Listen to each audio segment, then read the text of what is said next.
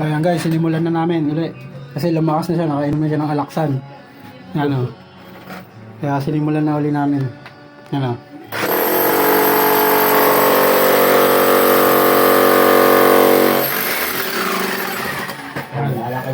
Yan, lumalakas na siya guys. Ito nyo naman, nakainom lang ng alaksan.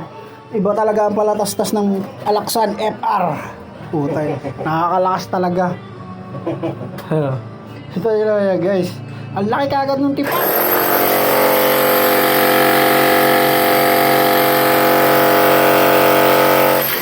Oh, kita nyo tumipak yan ngayon.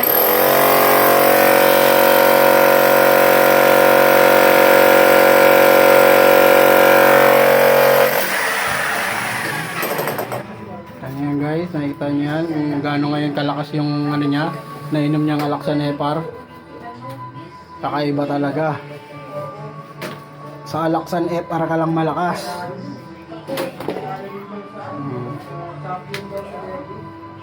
Ayun ba no? Kaya lahat yan, tatanggalin natin oh. Kaya pag kayo sumasakit balakang, uminom lang kayo ng alaksan FR. Tanggal ang pananakit ng katawan, ba?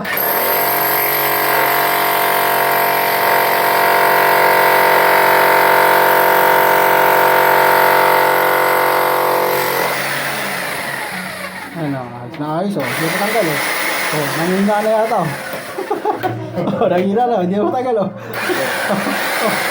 Oh, hindi matanggal oh. Hindi na matanggal. Hindi na matanggal guys. Nasobra ng lakas. Sobrang sa lakas na. Hindi na guys matanggal oh. Nabulot. Bulot. Ayos.